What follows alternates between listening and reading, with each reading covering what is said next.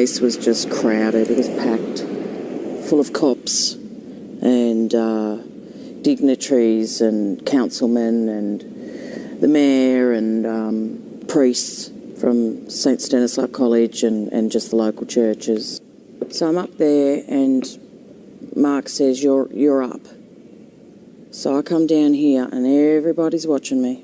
These curtains were pulled back, and at the back of the stage was a huge banner, the ritual banner, and it was huge, big silk satin banner. There was an altar, a big altar erected in the middle here, and I was made to lie down on the altar, and Bruce Spence raped me on the altar. That was that part of the ritual.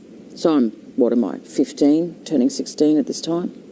And this was all happening during the time of the Bathurst City races. So the massive crowds here are disguised by the thousands and thousands of people and dignitaries and politicians that pour into Bathurst during the races. On stage are Bruce Spence, who's a crap actor. He's been in Dimboola and Mad Max. There's Richie Benaud, our Australian sporting legend who was captain of the Australian cricket team. He's dead now. There's John Avery, Police Commissioner, New South Wales Police Commissioner at the time, John Avery. There's Kim Beazley Senior. And then there's an obese red-headed woman who had long red hair. You know, there was a microphone here like this sort of thing, and Beazley's the main one, but it alternated between Benaud and Beazley. But they had a real wry sort of manner about them, and they had a similar demeanour, and just mocking humanity.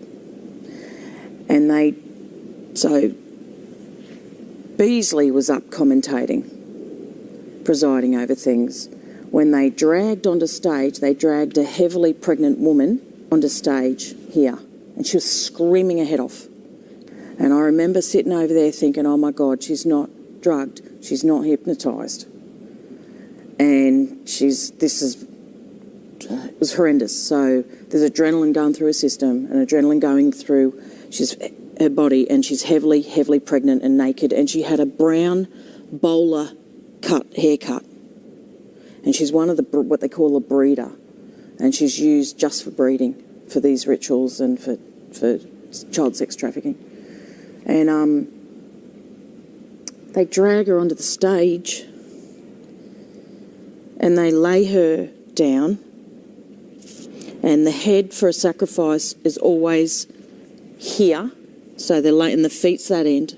Where she's screaming, right, Beazley's over here, and he goes to us, I'll never forget this, he goes, she's screaming and making a fuss, and he goes, excuse us for a minute. And everyone laughs. Everyone thinks that's hilarious, except for me. And then because they had two big security guards dragging her onto stage, and they needed extra help, so Bruce Spence, who is like usually the thug type who likes to hurt people, Bruce Spence and John Avery, the cop, he used what he knows about holding people down, and the four of them pin her down. And they're holding her legs and her arms and whatever, shoulders. And then Benno has a ceremonial dagger, and he's like, it's further back. Shame this is here because he's further back, and he does his usual crap. You know, they worship their gods, you know, Baal, Lucifer, hail Satan, son of the morning, and all the other gods and goddesses, you know. And then he has this knife and he slams it after he's done all his ritualistic sort of chanting and words and whatever, and people are chanting or whatever, and he slams this dagger, ceremonial dagger, two hands, into the woman's, I don't know, around about here where the bone ends, and he can get in, and he tears her open with the knife right down to the pelvic bone, and blood just pisses out everywhere. It's like a waterfall and just everything. And then they pull the baby out, and then there are people assisting, and they've got a gold platter, and they've got a chalice, and they collect the blood of the baby. They drain the baby's blood in the chalice, and then they chop the baby up and put it on the gold platter, and then they pass it round for holy. The knife right down to the pelvic bone, and blood just pisses out everywhere. It's like a waterfall and just everything. And then they pull the baby out, and then there are people assisting, and they've got a gold platter, and they've got a chalice, and they collect the blood of the baby. They drain the baby's blood in the chalice, and then they chop the baby up and put it on the gold platter, and then they pass it round for Holy Communion. So it's the black mass, the real typical old-fashioned black mass that the Catholic mass is based on, right? The Catholic mass the Latin mass is a sanitised version of this. There's nothing Christian about Catholic mass. So that's all going on. And then the next thing I remember is they lined up, this stage was lined with children who must have been about maybe 8, 9, 10 years of age, that sort of thing. And they had them lined up like this on the stage. They went like this. They lined the children up. And the children were hypnotised. And the children came forward and they were like this. They were just like this. They just, as they were told, they did nothing and they just stared straight ahead. And they're very attractive children. Bruce Spence had a samurai sword. It was incredibly sharp. He goes along, each child, and he has a certain stance about him. Is it that way? Or is it that way? And he slices off the heads of each child. I don't know if he turns or I can't remember what he does, but then he, goes along and, like this, and he goes along and chops off each head. And each kid falls, the body just falls, and blood is going everywhere. I mean, if you DNA tested this area, there would have to be remains of someone's blood and DNA in here. There'd have to be somewhere. Then they break out into a bloodied orgy. Now, these people, the whole point behind doing the, having the woman not drugged and not hypnotised is to pump as much adrenaline through her blood as possible, because these people are addicted to adrenaline. And when they drink the blood, it's, the baby's blood. The baby's in distress, so it passes on somehow to the kid. And that's why they, have this sort of situation going on. And at the end, I was over here, and a bloody orgy broke out, and everyone started having sex. They're sexually aroused by this stuff. You've got to understand that they are sexually aroused by this crap. I don't know, everyone's just having sex with people, and Kim Beasley Sr. was down here, and I was there, and he came down, and he picked up a head of one of the kids that had dark hair, and I'm standing here, and Beasley picks up this head and he shoves it in my face like this, and there's this decapitated head in my face, and he says, "Take ye, eat." And he made me take a bite out of the face. And then everyone just had an orgy. It was just disgusting. And the most vile thing you've ever seen in your life. And that's Bathurst City Hall. 3 times I've had to flee, leave everything behind 3 times. One, okay, but 3 times. What I do have to offer is I can share how I got out. Yeah. That's all I've got. Deep down, she wants to enjoy life, I think. But, she finds it very hard. In no way did it change Mum's personality, but how do I put it? Grandma phrased it very well. So she could place blame where blame was due. It's so complex. If I want to put it in, apply it, to behaviour. It's so complex because I always thought that I was rational and analytical, and that you could sort of make sense of things. Well, sometimes you can't. It's outside those boundaries. The Great Hall at Sydney University is where I witnessed the most heinous human sacrifice of all time, and the most difficult one to process and talk about in therapy. And that is the flaying of a boy who was about 5, little blonde boy, Antony Kidman, and 4 other men were dressed in multicoloured robes according to the pentagram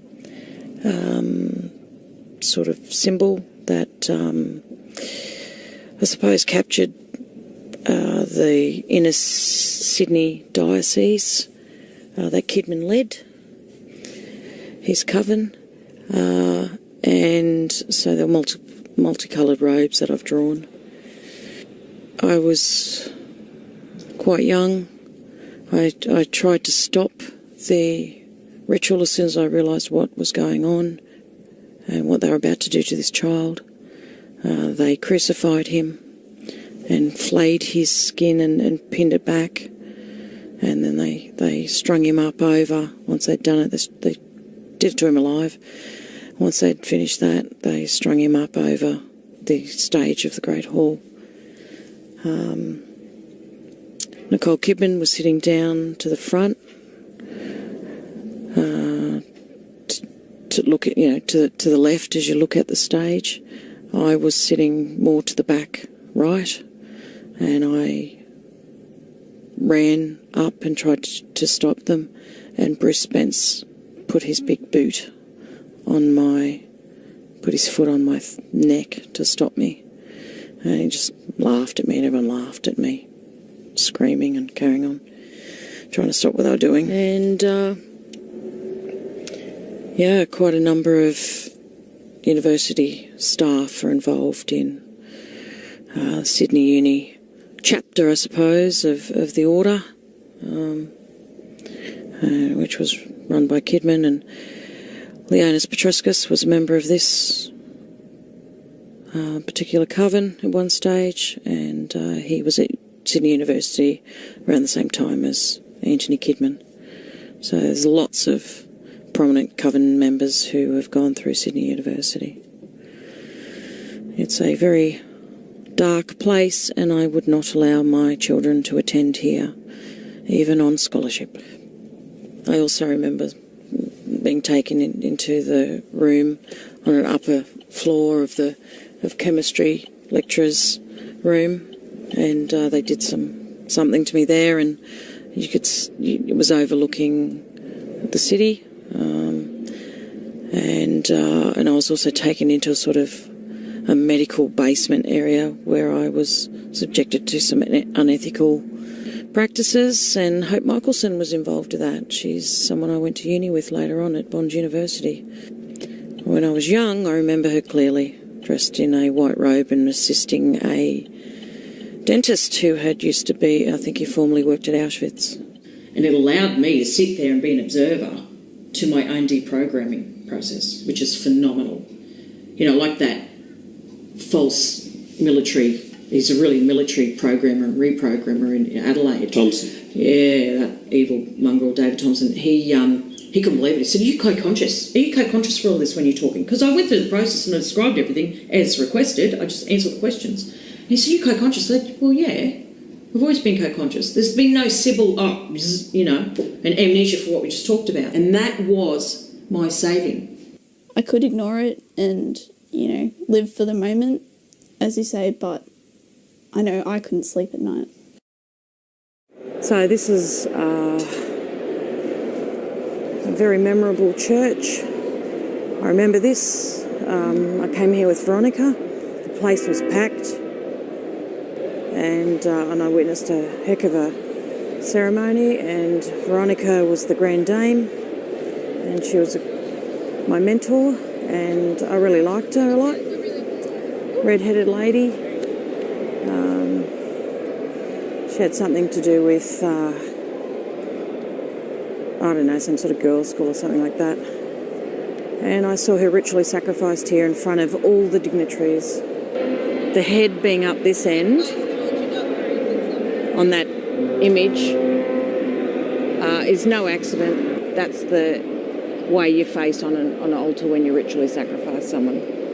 The head's always up this end. And it's called the left-handed path, so they always use the left hand, and they start with the upper chest area and down. She was dying. I actually was so distraught I collapsed up behind this side of the altar, and everybody thought, oh, that was great, because it's a sign of affection and that we had a proper bond. I succeeded her as Grand Dame, and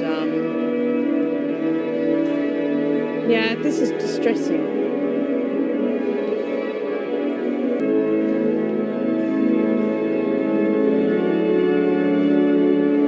And of course, when I left, it left them with no one that they'd trained up in time to succeed the Grand Dame position. Veronica actually died quite young, and it was her choice. She'd had a gutful and she wanted out, and she didn't know how else to get out. Think of the song, you can check out any time you like, but you can never leave. She chose to check out. It's the only way out for her. And she was a really nice person. I think she was connected to St. Sophia College, but I can't remember well enough. I know she had some role to do with girls' school or a girls' dorm. At the end, I had to compose myself. Despite the fact she was laying there dead, with blood everywhere, I had to compose myself. I had no choice. And they stuck some robe on me and something on my head. I don't know. But anyway, this is really, really, really upsetting.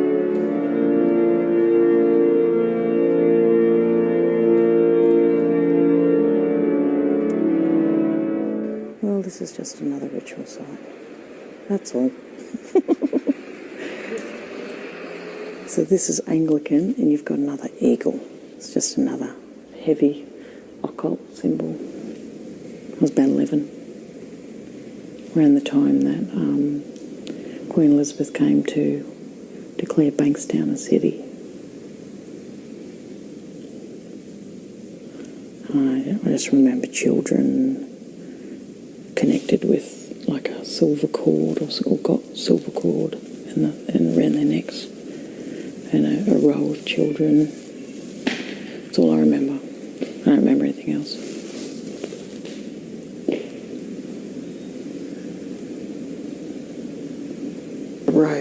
The rose is very important to Church of England covens.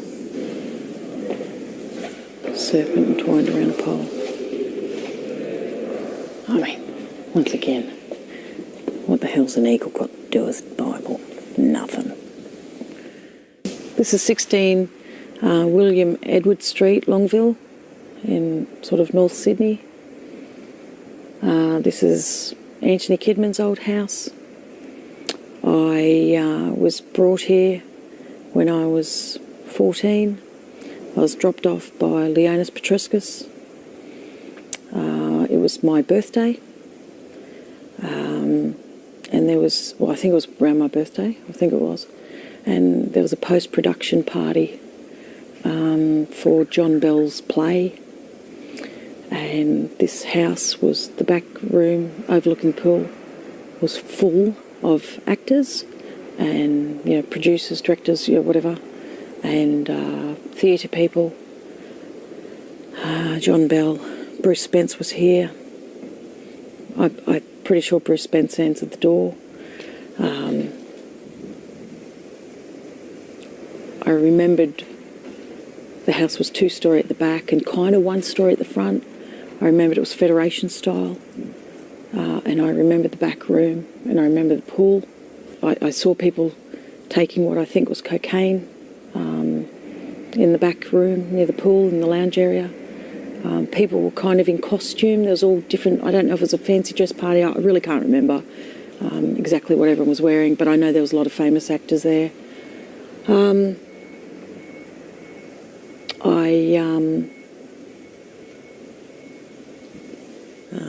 After everybody had gone home, I was left alone with John Bell and Antony Kidman, and I remember being in the back lounge room that opens up onto the pool area, and I was assaulted in the lounge room area by Kidman and Bell, and I watched them engage in homosexual sex there.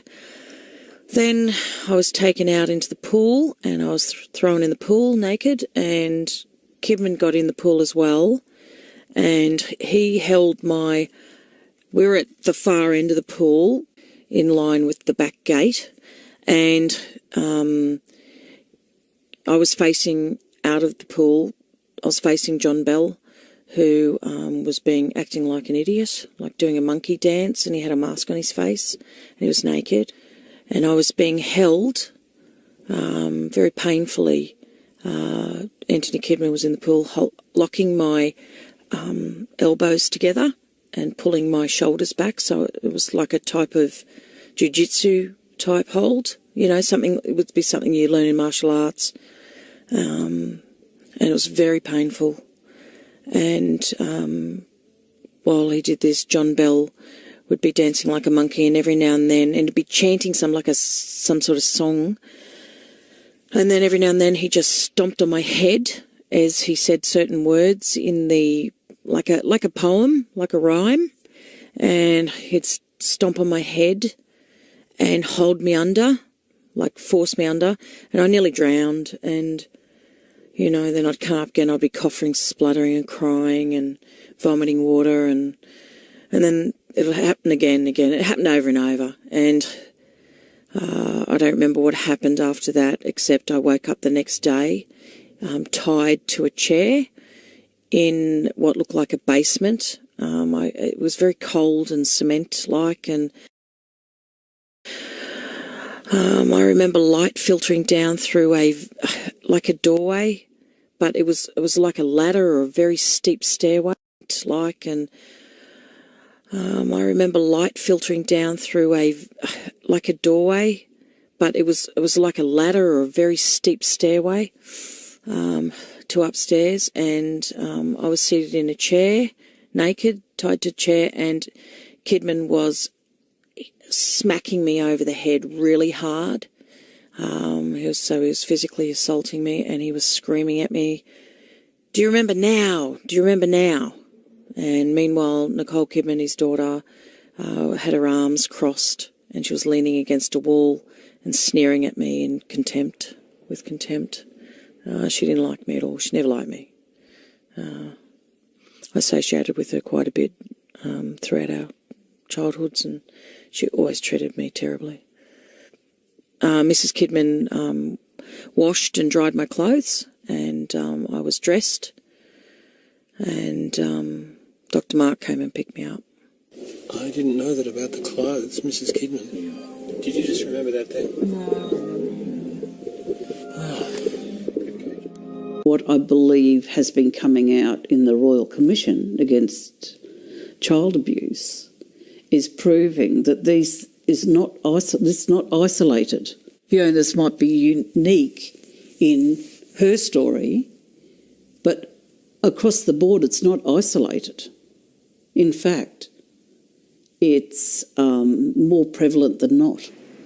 So he abused as a child. You want to tell us about that in 7 Yeah, it minutes? was shit.